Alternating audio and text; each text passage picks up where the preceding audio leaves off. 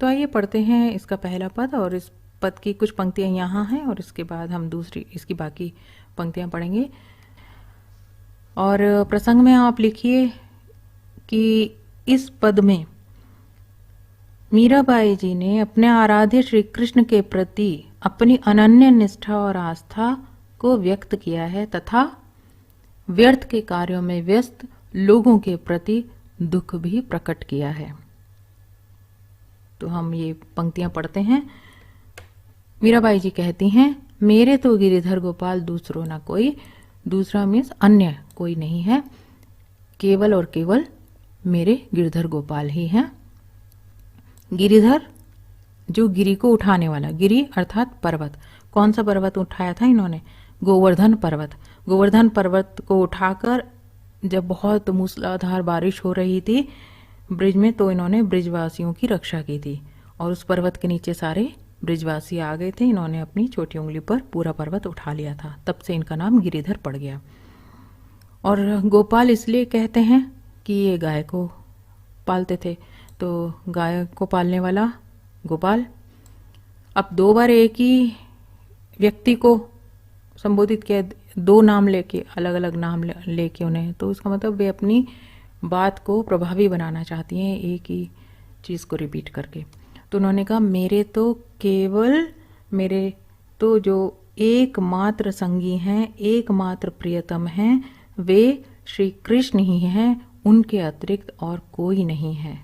और आगे वे श्री कृष्ण की पहचान बताते हुए कहती हैं, जाके सिर मोर मुकुट मेरो पति सोई, जिनके सिर पर मोर पंख का मुकुट है। हमेशा श्री कृष्ण मोर का एक पंख अपने सिर पर लगाए रहते थे, इसी को मोर मुकुट कहा जाता है।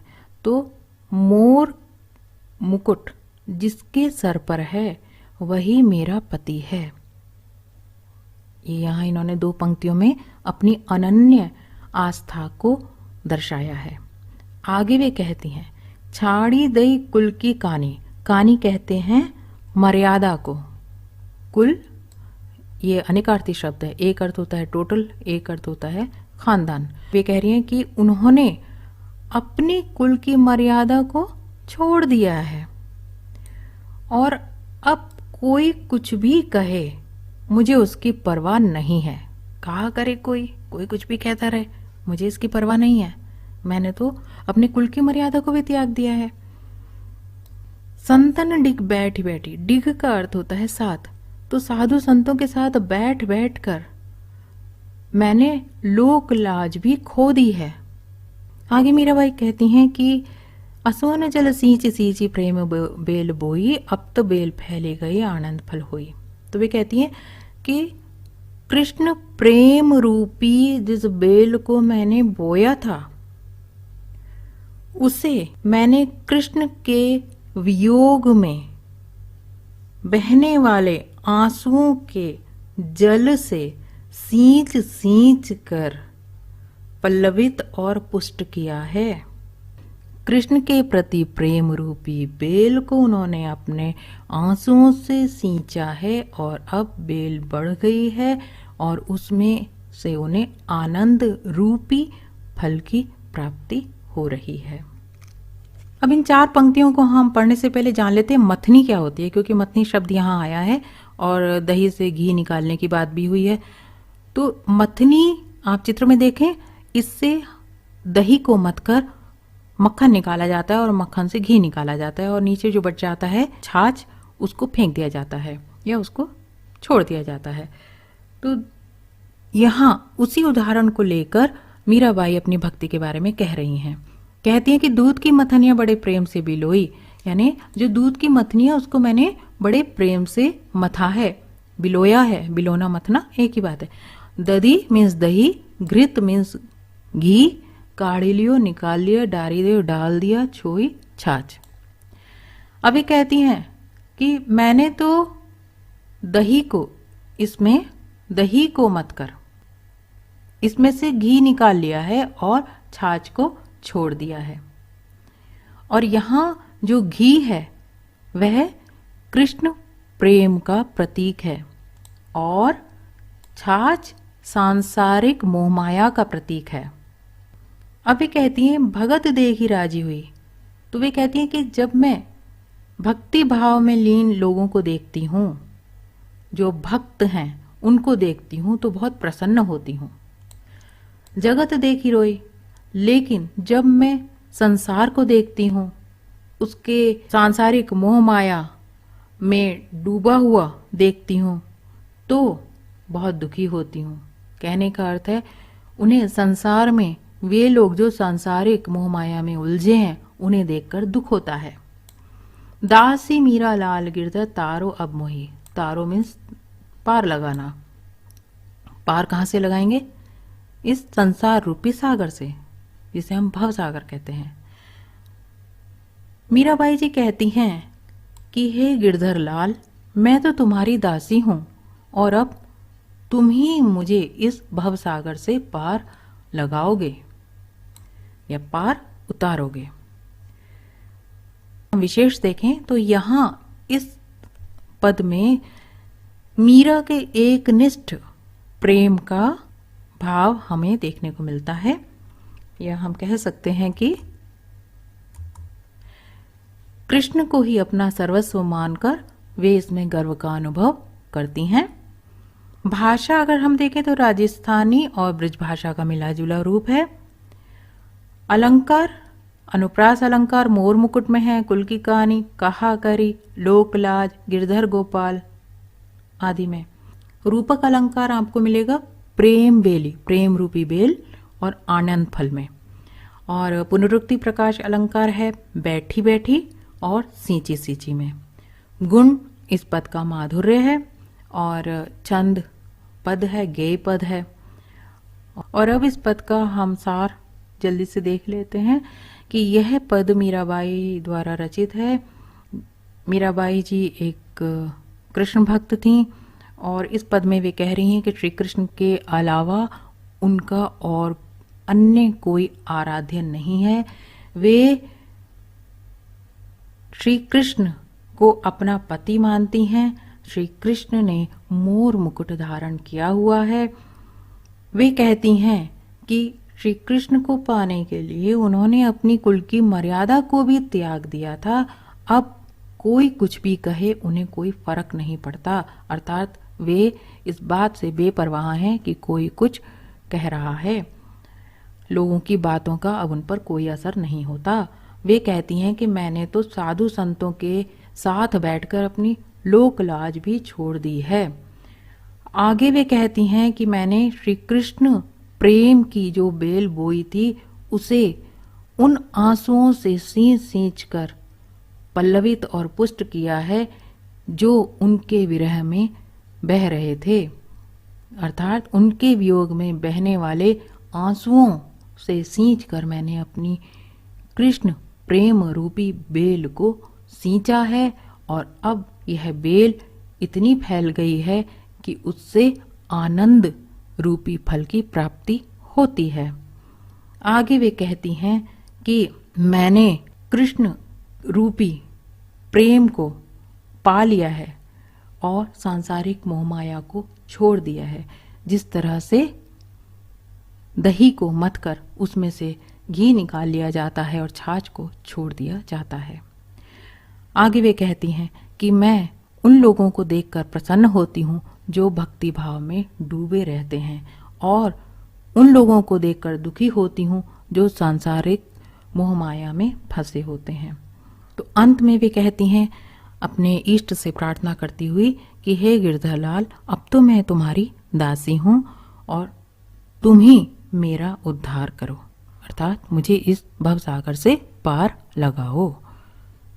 इस दूसरे पद को हम समझने से पहले इस संदर्भ और प्रसंग देखते हैं। संदर्भ में पाठ्य पुस्तक और पाठ का नाम लिखिए। प्रसंग कुछ इस प्रकार होगा कि इस पद में प्रेम रस में डूबी हुई मीरा सभी रीति रिवाजों और बंधनों से मुक्त होने और गिरधर यानी श्री कृष्ण के स्नेह के कारण अमर होने की बात भी कह रही हैं। पग घुंघरू बांधी मीरा नाची रही है। पग घुंघरू पाँव में घुंघरू, पग मीन्स पाँव, घुंघरू घुंघरू बांधकर मीरा नाचे।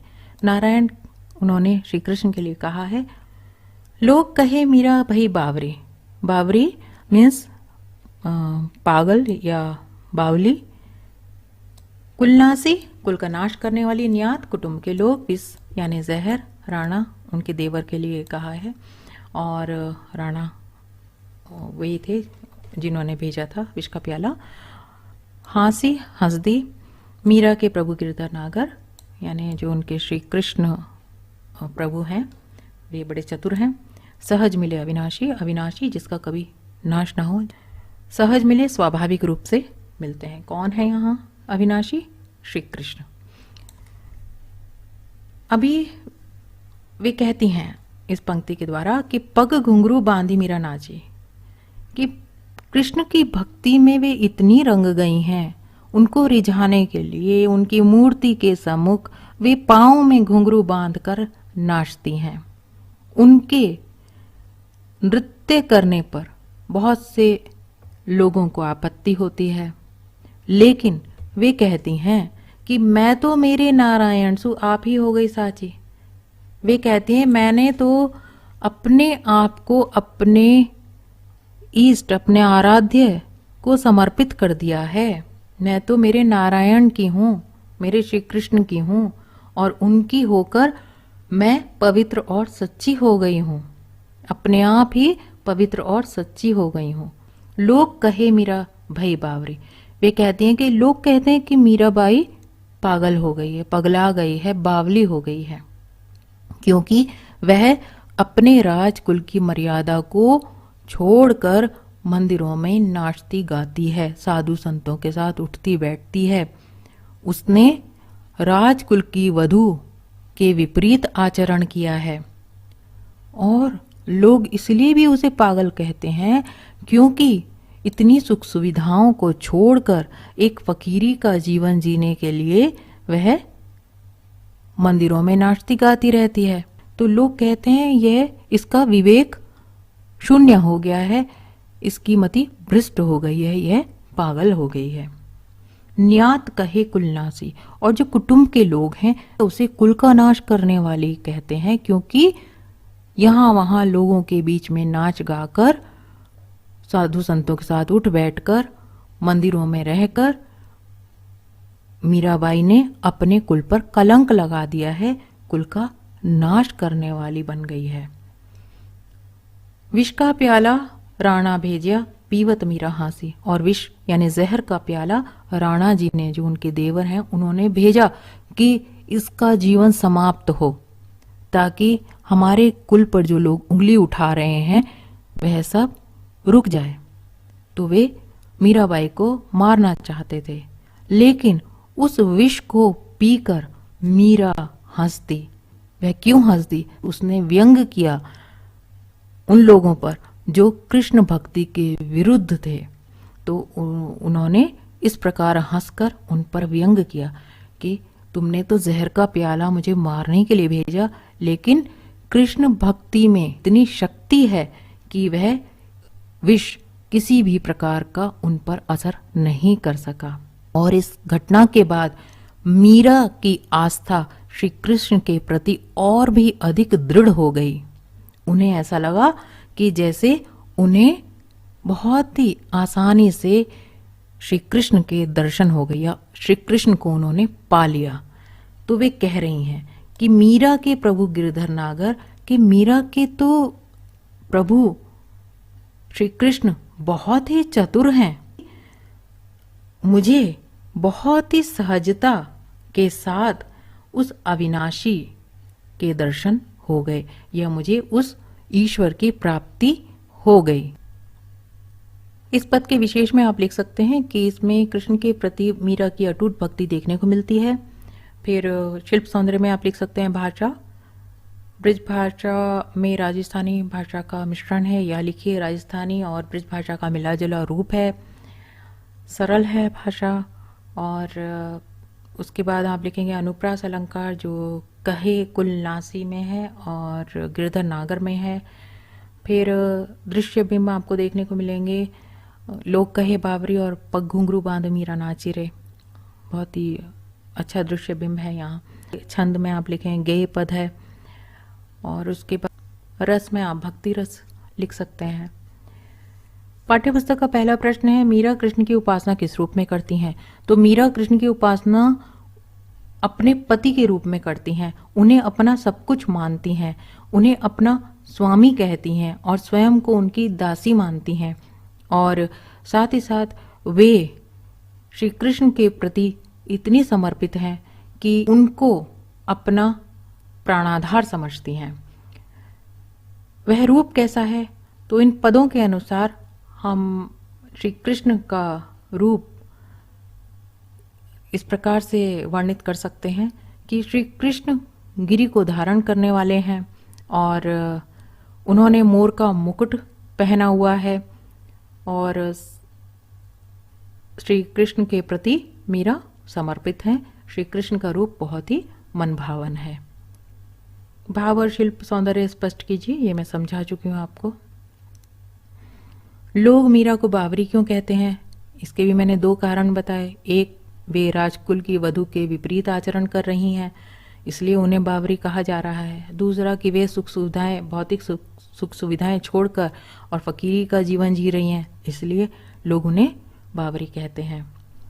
विष का प्याला राणा भेजे पीवत मीरा हांसी, इसमें क्या व्यंग छिपा है? जब जहर पीकर मीरा पर कोई असर नहीं हुआ तो मीरा हंस दी, और इस हंसी में यह व्यंग था कि ये लोग जो कृष्ण भक्ति का विरोध कर रहे हैं और मीरा को मारने के तरह तरह के उपाय कर रहे हैं, वे मीरा की सच्ची भक्ति को समझ नहीं पाए हैं। मीरा जगत को देखकर रोती क्यों है? क्योंकि वह देखती है कि इस दुनिया के लोग भक्ति भाव से शून्य होकर सांसारिक मोहमाया में उलझे हुए हैं, इसलिए उन्हें दुख होता है और वे रोती हैं। मीरा ने सहज मिले अविनाशी क्यों कहा? अविनाशी ईश्वर के लिए कहा गया है, जिसका कोई कभी विनाश नहीं होता, तो उसकी प्राप्ति। तो वे कह रही हैं कि ईश्वर की प्राप्ति बहुत ही सहजता के साथ हो सकती है। कैसे हो सकती है? कि मीरा कहती हैं कि व्यक्ति सच्चे प्रेम और भक्ति से ईश्वर को सहजता से प्राप्त कर सकता है। तो इसके साथ ही यह पाठ यहाँ समाप्त होता है।